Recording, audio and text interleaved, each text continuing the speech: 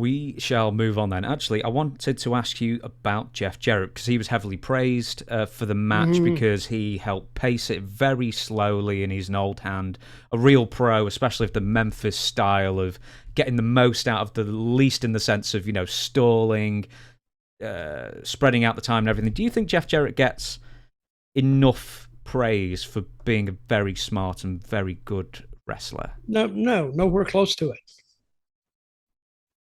Jeff Jarrett was broken in. He cut his teeth on the Memphis style of wrestling.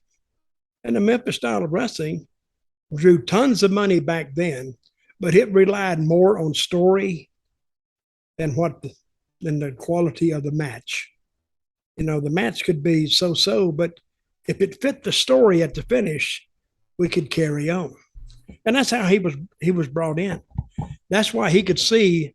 And that's why he's called a ring general. I call him a ring general because he could see Rick was in trouble. Well, let me go in here and let me help him.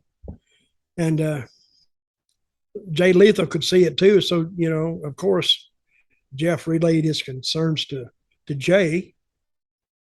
And they helped Rick as much as they could get through it, but yet still, for them helping him, still couldn't cover it up. Because if you just look at it now as a whole, he did too much.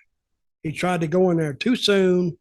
He just needed to do his chops, do his strut, and get the heat on the other guy, make the comeback to him, bam, bam, bam, bam, bam, let's go. Very simple. You know how long it would take to work out that finish in the dressing room? About 5 minutes, 3 minutes. That's all they got to do. Because nothing was complex. And I don't know who made the decision to keep Rick in the ring so much, unless it was his. And I think it was Rick's, because I don't think Jeff would make that mistake of calling that, because he knew what it would be like. But if he wants to do it, let's make the most of it.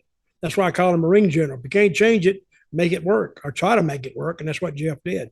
No, he does not get the benefit of the doubt, how good a job he did. He looked great in the match. And everybody else looked great except for Rick, except for who it was for. And my hat's off to Jeff. I've known that kid since he was like 13, 14 years old. You know how I first met him? He wasn't driving a car with Jamie Dundee, was he, by any chance? Oh, no, he wasn't doing that. He was selling programs for his grandmother, Teeny, which is Jerry Jarrett's mother. She used to run like different shows. And he would be around the matches, watching the matches. And none of us had any idea that he wanted to be a wrestler. And he went to college and played basketball. And then he didn't want to go to college anymore. And he finally told his dad, I'm going to start wrestling. And they broke him in. But he broke in with a lot of knowledge about the business before he ever stepped into the ring. So, and I remember his first match. He was against a guy named Tony Falk in Memphis.